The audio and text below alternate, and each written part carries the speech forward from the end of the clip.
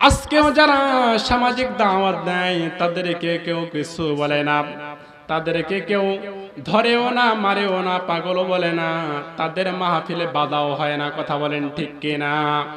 তাদেরকে সুন্দর রাজপ্রাসাদে থাকার জন্য সুযোগ রয়েছে, তাদের জন্য খুরমা, বিরিয়ানি আর পোলাও রেডি হয়ে আছে। কিন্তু যারা ইকামতে দিন দেওয়ার চেষ্টায় আছে, আজকে আপনারা লক্ষ্য করে দেখেন তারা কিন্তু জেলের মধ্যে ধুকে ধুকে মরতেছে। ঠিক কিনা?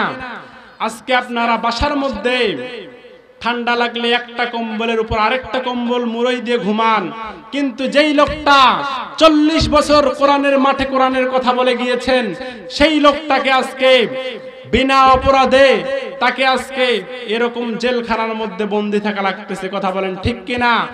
সম্মানিত হাজিরিন, আমি যে আয়াতটা আপনাদের সামনে তেলাওয়াত করেছি, এই আয়াতের ব্যাখ্যা যদি আমি শুরু করি, কিয়ামত পর্যন্ত কি শেষ করা যাবে? আর জোরে বলেন। আল্লাহ রাব্বুল আলামিন বলেন, ওয়ালাউ আন্না মা ফিল আরদি মিন শাজারাতিন আকলামু ওয়াল বাহরু ইয়ামুদ্দুহু সাবআতু আবহুরিম মা নাফিদাত কালিমাতুল্লাহ ইন্নাল্লাহা আজিজুন হাকীম। আল্লাহু আকবার। আল্লাহ রাব্বুল আলামিন বলেন, এই পৃথিবীতে যত বৃক্ষ নামক গাছ রয়েছে, এই গাছগুলোকে যদি কেটে কেটে কলম বানানো হয়, আর এই পৃথিবীতে যত সমুদ্র মহাসমুদ্র আছে, এই সমুদ্রের পানিগুলোকে যদি কালিতে পরিণত করা হয়, আমি আল্লাহ রাব্বুল আলামিনের কোরআনুল কারীমের একটা আয়াতের ব্যাখ্যা করে কিয়ামত পর্যন্ত শেষ করা যাবে না। সুবহানাল্লাহ।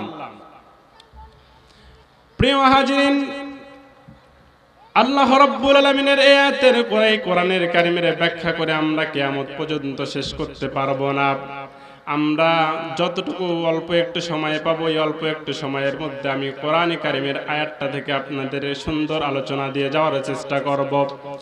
প্রিয় মুসলমান ভাইরা আমার, এই কোরআনের ওয়াজ শুনতে হলে, কোরআনের তাফসীর শুনতে হলে দুইটা কন্ডিশন মানতে হবে। এই দুইটা কন্ডিশনের কথা আল্লাহ রাব্বুল আলামিন কোরআনে কারীমের মধ্যে সুন্দর করে দিয়েছেন। আল্লাহ রাব্বুল আলামিন বলেন, ওয়া ইযা কুনিয়াল কুরআনু ফাসতামিউ লাহু ওয়া আনসিতু লাআল্লাকুম তুরহামুন। আল্লাহু আকবার। আল্লাহ রাব্বুল আলামিন বলেন, ও দুনিয়ার যুবক যুবতীরা, ও দুনিয়ার বৃদ্ধ আর বৃদ্ধারা রে, ও দুনিয়ার শিশু আর কিশোরীরা, ও দুনিয়ার কিশোর আর কিশোরীরা, তোমরা যখন এই কোরআনের মাহফিলে কোরআনের মাঠে আসবা কোরআন শুনতে, তখন তোমাদের দুইটা কন্ডিশন। একটি হচ্ছে তোমাদেরকে কোরআনের মাঠে চুপ করে থাকতে হবে, 2 নম্বরে কান লাগিয়ে শুনতে হবে। এই দুইটা কন্ডিশন মেনে যারা কোরআনের তাফসীর শুনবে, যারা কোরআনের কথা শুনবে, আল্লাহ রাব্বুল আলামিন বলেন, লাআল্লাকুম তুরহামুন, আমি আল্লাহ রাব্বুল আলামিন তার উপর রহমত আর বরকত নাজিল করে দেব। সুবহানাল্লাহ।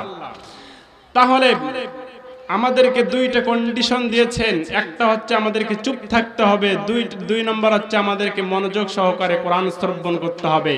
এই দুইটা কাজ যদি আমরা করতে পারি, তাহলে আল্লাহ রাব্বুল আলামিন আমাদের উপর খাস রহমত আর বরকত নাজিল করে দিবেন। চিল্লায়া বলেন আল্লাহু আকবার।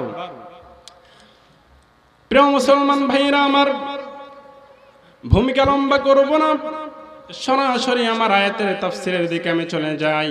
আমি আপনাদের সামনে সূরাতুল কাহফের 7 নম্বর আয়াত তেলাওয়াত করেছি। আসুন আমরা একটু জেনে নেই আল্লাহ রাব্বুল আলামিন আয়াতের মধ্যে আমাদেরকে কি জানাইলেন, কি বুঝাইলেন। আল্লাহ রাব্বুল আলামিন বলেন, ইন্নাল্লাযীনা আমানু ওয়া আমিলুস সালিহাতি কানাত লাহুম জান্নাতুল ফিরদাউসি নুজুলা। আল্লাহু আকবার। আল্লাহ রাব্বুল আলামিন বলেন, ইন্নাল্লাযীনা নিশ্চয় যারা আমানু ঈমান এনেছে, ও দুনিয়ার মানুষ আমাদের কি ঈমান আনতে হবে। এখন এই ঈমানটা আমরা আনবো কিভাবে? কালেমা পড়ে। আরো জোরে বলেন, কালেমা পড়ে। শুধু কালেমা লা ইলাহা ইল্লাল্লাহ পড়ার নাম ঈমানদার নয়। এই কালেমা 30,000 40,000 বার পরে কারো মৃত্যু বার্ষিকীতে দাওয়াত খাওয়ার নাম ঈমানদার নয়। এই কালেমা সকাল সন্ধ্যায় তাসবিহ টিপার নাম ঈমানদার নয়। এই কালেমা লা ইলাহা ইল্লাল্লাহর সঙ্গে সঙ্গে আল্লাহর আদেশ এবং নিষেধগুলো আপনাকে 100 মানতে হবে, তাহলেই আপনি ঈমানদার। ঠিক কি না? আল্লাহ রাব্বুল আলামিন আদেশ করেছেন নামাজ কায়েম করতে হবে। নামাজ শুধু পড়লেই হবে না, নামাজ কায়েম করতে হবে, রোজা রাখতে হবে, সামর্থ্য থাকলে হজ করতে হবে, নিসাব পরিমাণ মাল থাকলে যাকাত দিতে হবে, পর্দা করতে হবে। এগুলো হচ্ছে আল্লাহর আদেশ। আল্লাহ রাব্বুল আলামিন নিষেধ করেছেন সুদ খাওয়া যাবে না, ঘুষ খাওয়া যাবে না, জিনা করা যাবে না, অন্যায় অত্যাচার জনগণের উপর জুলুমের স্টিম রুলার চালানো যাবে না, গরিবের হক মেরে খাওয়া যাবে না, অন্যের জমির আইল ঠেলে দেওয়া যাবে না। তাহলে একদিকে আদেশ আর একদিকে নিষেধ। আদেশগুলো হচ্ছে নামাজ পড়তে হবে, রোজা রাখতে হবে, হজ করতে হবে, যাকাত দিতে হবে, পর্দা করতে হবে, একদিকে আদেশ। আরেকদিকে আল্লাহ রাব্বুল আলামিন নিষেধ করলেন সুদ খাওয়া যাবে না, ঘুষ খাওয়া যাবে না, জিনা করা যাবে না, অন্যায় অত্যাচার জনগণের উপর জুলুমের স্টিম রুলার চালানো যাবে না, অন্যের জমি দখলভাবে ভক্ষণ, অন্যের জমি অন্যায়ভাবে ভক্ষণ করা যাবে না। এগুলো হচ্ছে আল্লাহর নিষেধ। তাহলে এবার বুকে হাত দেন আপনারা। নামাজটা আল্লাহ রাব্বুল আলামিন আদেশ করেছেন বিধায় আপনি নামাজ পড়েন, রোজা আদেশ করেছেন বিধায় আপনি রোজা রাখেন, হজ ফরজ করেছে বিধায় আপনি হজ করেন, যাকাত ফরজ করেছে বিধায় আপনি যাকাত দেন, পর্দা ফরজ করেছে বিধায় আপনি পর্দা করেন। কিন্তু আল্লাহ রাব্বুল আলামিন নিষেধ করেছেন সুদ খাওয়া যাবে না, ঘুষ খাওয়া যাবে না, জিনা করা যাবে না, অন্যায় অত্যাচার জনগণের উপর জুলুমের স্টিম রুলার চালানো যাবে না, গরিবের হক মেরে খাওয়া যাবে না, অন্যের জমি অন্যায়ভাবে দখল করে খাওয়া যাবে না। এগুলা কি আপনারা মানেন? আর জোরে বলেন, মানেন? যদি না মানেন তাহলে আপনারা ঈমানদার হতে পারেন নাই। ঈমানদার হওয়া পূর্বে শর্ত হচ্ছে আপনাকে আল্লাহর উপর ঈমান আনতে হবে। কার উপর ঈমান আনতে হবে? আল্লাহর উপর ঈমান আনবেন কিভাবে? আল্লাহর আদেশ আর নিষেধগুলো আপনাকে 100 মানতে হবে, তাহলেই আপনি আল্লাহর চোখে ঈমানদার। ঠিক কি না? তাহলে কেউ যদি ঈমানদার হতে চায় তাকে 6টা জিনিসের উপর ঈমান আনতে হবে। 1 নম্বর থেকে আল্লাহর উপর ঈমান আনতে হবে। আর এই আল্লাহর উপর ঈমান আনবেন কিভাবে? আল্লাহর উপর ঈমান আনা হবে তখন আল্লাহর আদেশ আর নিষেধগুলো 100 আপনি মানবেন যখন। ঠিক কি না? তাহলে আল্লাহ রাব্বুল আলামিন নামাজ ফরজ করেছে। অফিসে তালা লাগিয়ে জোহরের নামাজ জামাতের সহিত আদায় করলো, আবার নামাজ শেষ করে অফিসের মধ্যে এসে বসলো, ক্লায়েন্ট আসলো, একটা সিঙ্গেসার 20,000 করে ছাইরা দিল, আছে না নাই? তাহলে নামাজটা যেমন আল্লাহর আদেশ, ঘুষটাও কিন্তু আল্লাহর নিষেধ। নামাজটা আপনি যেভাবে আন্তরিকতার সাথে আদায় করছেন, ঘুষটাকেও আপনাকে কঠোরভাবে বর্জন করা লাগবে। ঠিক কিনা? তাহলেই আপনি ঈমানদার। শুধু একটা মানবেন না তা হবে না, শুধু আদেশ মানবেন নিষেধ মানবেন না তা হবে না, আপনাকে আদেশ আর নিষেধ উভয়টাই মানতে হবে, তাহলেই আপনি আল্লাহর চোখে ঈমানদার। ঠিক কি না? প্রিয় মুসলমান ভাইরা আমার, দ্বিতীয় নম্বরে আল্লাহর ফেরেশতাদের উপর ঈমান আনতে হবে। 3 নম্বরে আল্লাহর নাজিলকৃত কিতাবের উপর ঈমান আনতে হবে। আল্লাহর নাজিলকৃত কিতাব হচ্ছে মহাগ্রন্থ আল কোরআন। ঠিক কি না? আল্লাহ রাব্বুল আলামিনের এই কিতাবের উপর ঈমান আনতে হবে, যেই কিতাবের মধ্যে কোনো ভুল নেই, যেই কিতাবের মধ্যে কোনো সংশয় নেই। আল্লাহ রাব্বুল আলামিন বলেন যালিকাল কিতাব, ইয়া ওই কিতাব যার মধ্যে কোনো ভুল নেই, যার মধ্যে কোনো ভুলের সন্দেহের অবকাশ নেই। ঠিক কি না? তাহলে ঈমানদার হতে গেলে 3 নম্বরে আল্লাহর এই নাজিলকৃত কিতাবের উপর ঈমান আনতে হবে। আল্লাহর এই নাজিলকৃত কিতাবের উপর ঈমান আনা হবে তখন আল্লাহর এই কিতাবের 6666টি কম আর বেশি আপনি আওয়ামী লীগ করতে পারেন, আপনি বিএনপি করতে পারেন, আপনি জাতীয় পার্টি করতে পারেন, আপনি 4 দল 14 দল আপনি যে কোনো একটা দল করতেই পারেন, কিন্তু এই কোরআনের 6666টা আয়াত কম আর বেশি আপনার পক্ষে যাক আর বিপক্ষে যাক আপনাকে মানতে হবে, স্থান কাল পাত্রে ঐক্যবদ্ধ করে বাঁচতে হবে, তাহলেই আপনি ঈমানদার। ঠিক কি না? কিন্তু আজকে আমাদের সমাজে ম্যাক্সিমাম মানুষ এক একটা সাইট নিয়ে পড়ে আছে। এ কোরআনে আছে বাল্লাগা ইউবাল্লিগু, এক শ্রেণীর মানুষ তাবলীগ নিয়ে পড়ে আছে।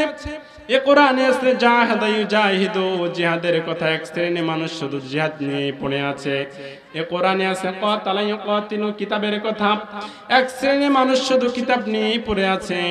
এ কোরআনে আছে যাকারা ইয়াযকুরু, এক শ্রেণীর মানুষ শুধু জিকির নিয়ে পড়ে আছে। কিন্তু না, আল্লাহ রাব্বুল আলামিন তো আপনাকে এক একটা সাইট নিয়ে পড়ে থাকার কথা বলে নাই। আল্লাহ রাব্বুল আলামিন বলেছেন এ কোরআনের 6666টা আয়াত কম আর বেশি আপনার পক্ষে যাক আর বিপক্ষে যাক আপনাকে মানতে হবে, তাহলেই আপনি আল্লাহর চোখে ঈমানদার। ঠিক কি না?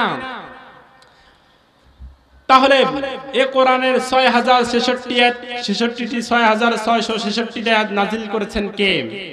আরো জোরে বলেন। তাহলে আল্লাহ রাব্বুল আলামিন জিহাদের আয়াতগুলো নাজিল করেছেন, কিতাবের আয়াতগুলো আল্লাহ রাব্বুল আলামিন নাজিল করেছেন, জিকিরের আয়াতগুলো আল্লাহ রাব্বুল আলামিন নাজিল করেছেন, তাবলীগের আয়াতগুলো আমার আল্লাহ রাব্বুল আলামিন নাজিল করেছেন, জিহাদের কথাগুলো আমার আল্লাহ রাব্বুল আলামিন নাজিল করেছেন। তাহলে আপনি একটা মানবেন একটা মানবেন না, তা হবে না, তা হবে না। আল্লাহ রাব্বুল আলামিন বলেন আফাতুমিনুনা বিবাদিল কিতাবি ওয়া তাকফুরুনা বিবাদ। আল্লাহু আকবার। আল্লাহ রাব্বুল আলামিন বলেন বান্দা কিছু মানবা কিছু মানবা না, তা হবে না, তা হবে না। এই কোরআনের প্রত্যেকটি আয়াত আমার, এই কোরআনের প্রত্যেকটা আয়াত তোমাকে মানতে হবে, স্থান কাল পাত্রে তোমাকে ঐক্যবদ্ধ করে বাঁচতে হবে, তাহলেই আপনি ঈমানদার। ঠিক কি না? প্রিয় মুসলমান ভাইরা আমার, তাহলে 3 নম্বরে আল্লাহর নাজিলকৃত কিতাবের উপর ঈমান আনতে হবে, 4 নম্বরে আল্লাহর রাসূলের উপর ঈমান আনতে হবে। জোরে বলেন তো কার উপর ঈমান আনতে হবে? আল্লাহর রাসূলের উপর ঈমান আনবেন কিভাবে? আল্লাহর রাসূলকে আপনাকে অনুসরণ করতে হবে, ফলো করতে হবে, তাহলে আল্লাহর রাসূলের উপর ঈমান আনতে হবে। আল্লাহ রাব্বুল আলামিন বলেন قل إن كنتم تحبون الله فاتبعوني يحببكم الله ويغفر لكم ذنوبكم الله غفور رحيم الله أكبر আল্লাহ রাব্বুল আলামিন বলেন কুল, হে নবী আপনি বলুন, ইন কুনতুম তুহিব্বুনাল্লাহ, তোমরা যদি আমি আল্লাহ রাব্বুল আলামিনকে ভালোবাসতে চাও। আমরা কাকে ভালোবাসতে চাই? আল্লাহ রাব্বুল আলামিনকে যদি কেউ ভালোবাসতে চায় তাহলে ফাত্তাবিউনি, আল্লাহ রাব্বুল আলামিন বলেছেন তারা যেন আমার নবীকে অনুসরণ করে। দুনিয়ার মানুষ একটু কান লাগিয়ে শুনবেন, নবীকে অনুসরণ করতে হবে। যদি আপনি নবীকে অনুসরণ না করেন তাহলে আপনি ঈমানদার হতে পারেন নাই। আল্লাহর রাসূলকে আপনাকে অনুসরণ করতে হবে, তাহলেই আপনি ঈমানদার। ঠিক কি না? আল্লাহর রাসূলকে ফলো করতে হবে। আল্লাহর রাসূলের 63 বছর জিন্দেগিকে আপনাকে ফলো করতে হবে। আল্লাহর রাসূল সাল্লাল্লাহু আলাইহি ওয়াসাল্লাম কিভাবে ব্যবসা বাণিজ্য করেছেন, কিভাবে খাওয়া খেয়েছেন, কিভাবে ঘুমিয়েছেন, কিভাবে হাঁটা চলা করেছেন, কিভাবে মানুষের সাথে লেনদেন করেছেন, কিভাবে বিশ্বনবী রাজনীতি করেছেন, এগুলো সবগুলো আপনার জীবনে মানতে হবে, আপনাকে ফলো করতে হবে, তাহলেই রাসূলের প্রতি ঈমান আনা হবে। তাহলে বিশ্বনবীর 63 বছর জিন্দেগি বিশ্বনবী কিভাবে কাটিয়েছেন? বিশ্বনবী 1 থেকে 40 বছর দাওয়াতে দিন দিয়েছিলেন, মানে সামাজিক দাওয়াত, পারিবারিক দাওয়াত বিশ্বনবী দিয়েছেন।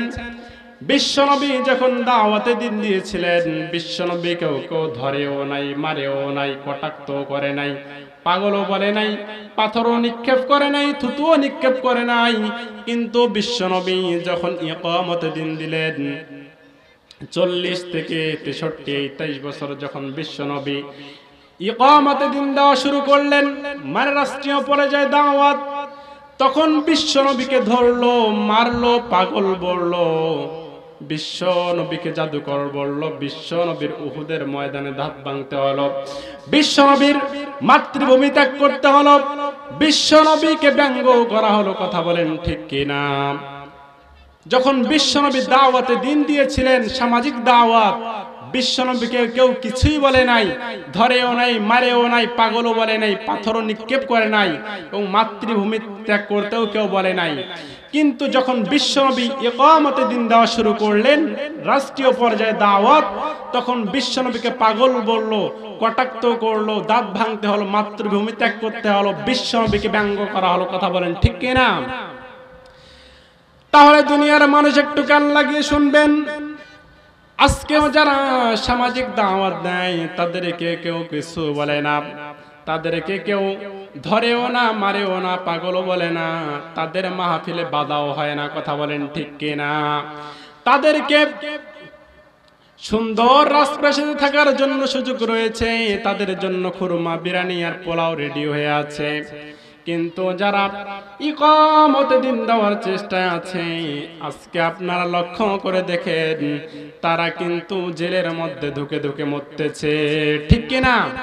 আজকে আপনারা বাসার মধ্যে ঠান্ডা লাগলে একটা কম্বলের উপর আরেকটা কম্বল মুড়ই দিয়ে ঘুমান, কিন্তু যেই লোকটা 40 বছর কোরআনের মাঠে কোরআনের কথা বলে গিয়েছেন, সেই লোকটাকে আজকে বিনা অপরাধে তাকে আজকে এরকম জেলখানার মধ্যে বন্দী থাকা লাগতেছে। কথা বলেন ঠিক কিনা? কারণটা হচ্ছে সে লোক চাইতো এই কোরআন দিয়ে এই দেশটাকে পরিচালনা করা হোক, এই কোরআন দিয়ে এই রাষ্ট্র চালানো হোক, এই কোরআন দিয়ে বিচার আচার করা হোক। এই কোরআন যখন মানুষের সামনে উপস্থাপন করেছেন, সুন্দরভাবে মানুষকে বুঝাই দিলেন, তখনই হয়ে গেল সে যা রাজাকার, তখনই হয়ে গেল সে জেনাকার, ধর্ষণকারী। ঠিক কিনা? তাহলে দাওয়াতে দিন দিলে কোনো অসুবিধা নেই, কিন্তু যখনই আপনি ইকামতে দিন রাষ্ট্রীয় পর্যায়ে দাওয়াত দিতে যাবেন, তখনই আপনার উপর হামলা, মামলা, জেল, জরিমানা, জুলুম আসবে। কথা বলেন ঠিক কিনা? তাহলে আজকে যেই মানুষকে কোরআনের দিকে আহ্বান করত, লক্ষ লক্ষ কোটি কোটি শ্রোতা মন জয় করেছে, কোরআনের কথা সুন্দরভাবে উপস্থাপন করেছে, যেই মুফাসসিরের কথা শুনে আমার মতো হাজারো মাসুদুর রহমান সিদ্দিকী কথা শুনেছেন, কথা শিখেছেন, আজকে সেই প্রিয় মুফাসসির আল্লামা দেলওয়ার হোসেন সাঈদীকে কারাগারে বন্দী থাকা লাগে। ঠিক কিনা? তাহলে প্রিয় মুসলমান ভাইরা আমার, তবুও কিন্তু কোনো বাতিলের কাছে মাথা নত করে নাই। অনেক কষ্টের পরেও একটা খেতা কম্বল দিয়ে তাকে ফ্লোরের ভিতরে ঘুমাতে হয়। ফ্লোরের উপরে একটা কম্বলের উপর 2টা কম্বল দেওয়া হয় না, খাওয়া দাওয়া ভালো দেওয়া হয় না, তাকে অনেক কষ্টের মধ্যে রাখছে, কিন্তু তবু 1 সেকেন্ডের জন্য বাতিলের কাছে মাথা নত করে নাই। ঠিক কিনা? আমরা খালিদের জাত, আমরা খুবাইবের জাত, তারিক বিন জিহাদ, মুহাম্মদ বিন কাসিম, কাজী সালাউদ্দিন আইয়ুবী এবং জাতির পিতা ইব্রাহিমের রক্ত আমাদের শরীরে প্রবাহিত।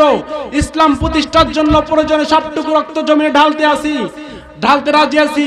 তবু আল্লাহর এই ভূখণ্ডে বামপন্থী ইসলাম বিরোধী অপশক্তির কাছে আমরা 1 সেকেন্ডের জন্য ছেড়ে দিতে পারি না। কথা বলেন ঠিক কিনা?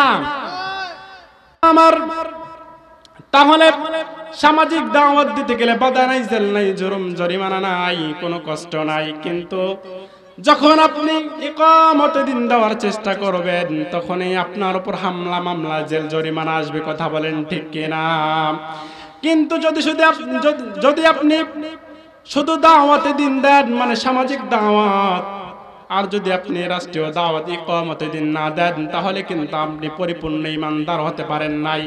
আপনাকে সামাজিক দাওয়াত দিতে হবে, আপনাকে পারিবারিক দাওয়াত দিতে হবে, এবং কি আপনাকে রাষ্ট্রীয় পর্যায়ে দাওয়াত দিতে হবে। তাহলে এই আল্লাহর রাসূলকে অনুসরণ করা হবে। ঠিক কিনা? 5 নম্বর ঈমান আনতে হবে আখিরাতের উপর। 6 নম্বরে ঈমান আনতে হবে তাকদীরের ভালো মন্দের উপর। এই 6টা বিষয়ের উপর যখন আপনি ঈমান আনতে পারবেন, তখনই কিন্তু আপনি আল্লাহর কাছে খাঁটি ঈমানদার হবেন। ঠিক কিনা? তাহলে আল্লাহ রাব্বুল আলামিন জানিয়েছেন, ইন্নাল্লাযীনা আমানু নিশ্চয় যারা ঈমান এনেছে, আমরা তো জানলাম ঈমানদার কারা। তাহলে এই 6টা বিষয়ের উপর যে 100 ঈমান আনবে, সেই হচ্ছে আল্লাহর চোখে 1 নম্বর খাঁটি ঈমানদার। ঠিক কিনা? প্রিয় মুসলমান ভাইরা আমার, কিন্তু আজকে আমাদের সমাজে মানুষ ঈমানদার দাবি করে, আবার ভণ্ড পীরের পায়েও গিয়ে সিজদা দেয়। কথা বলেন ঠিক কিনা? আজকে আমাদের সমাজে কয়েকদিন আগে এক ভাইরাস সে চলে গেল, ভণ্ড পীর, তার নাম দেওয়ান বাগী। কি বাগী? সেই ভণ্ড পীরের আকীদা একবারেই খুব খারাপ ছিল। সেই ভণ্ড পীর বলতো, আমি আল্লাহর সাথে সাক্ষাৎ করেছি কয়েকবার, আল্লাহর দাড়িও নাই, মুছও নাই, 23 বছরের যুবক। নাউজুবিল্লাহ বলবেন না? আবার তার একটা বই আছে, এই বইতে সে লিখেছে, আমি আল্লাহর সাথে সাক্ষাৎ করেছি, আল্লাহর দাড়িও নাই, মুছও নাই, এবং কি আল্লাহ 23 বছরের যুবক, এই কথা সে তার বইয়ে লিখেছে। নাউজুবিল্লাহ বলবেন না? সে আরো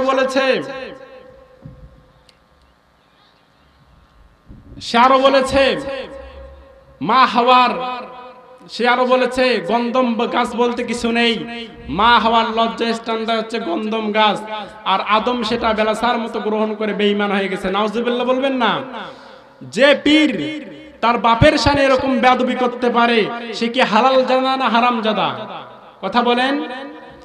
সেই পীর বাংলাদেশের একটা বড় গজব ছিল। সে যাওয়ার পর কত মানুষ যা আলহামদুলিল্লাহ পড়েছে, আমি তো এটা আপনাদেরকে বলেও বুঝাইতে পারবো না। আজকে এইরকম আকীদার পীর দেওয়ানবাগী এবং তার ছেলে কুতুববাগ, রাজারবাগ, সুরেশ্বরী, চন্দ্রপুরী, এরকম যত দরবার আছে সবগুলোই ভণ্ড। কথা বলেন ঠিক কিনা? আর এই ভণ্ড পীরের দরবারে মানুষ যায় হেদায়েতের নিয়ত করে, কিন্তু যেই পীরের দরবারে কোরআন নেই, হাদিস নেই, ওই পীরের দরবার যদি কেউ ভালো হওয়ার নিয়ত করে যায়, আল্লাহ তাকে নিজেই গোমরা বানিয়ে দিবে। কথা বলেন ঠিক কিনা? তাহলে আমরা কোনো ভালো পীরের বিরোধিতা করব না, আমরা কোন হক্কানি পীরের বিরোধিতা করব না। যারা হক্কানি পীর, আমরা তাদের সাথে থাকবো, তাদের সোহবতে চলবো, কিন্তু যারা ভণ্ড পীর, তাদেরকেই বাংলার জমিনে আমরা দেখতে চাই না। কথা বলেন ঠিক কিনা? এই দেওয়ানবাগী দুনিয়ায় থাকতে থাকতে অনেক বড় শিরিক করেছে, আবার সে চলে গেছে, তবুও তার কাছ থেকে শিরিক বিদায় নেয় নাই। তার ছেলে বলছে আমার বাবা মরে গেছে, এই কথা যে বলবে তার ঈমান থাকবে না। নাউজুবিল্লাহ বলবেন না? কি বলতে হবে? আমার বাবা হচ্ছে আল্লাহর সাথে সাক্ষাৎ করতে গেছে। নাউজুবিল্লাহ বলবেন না?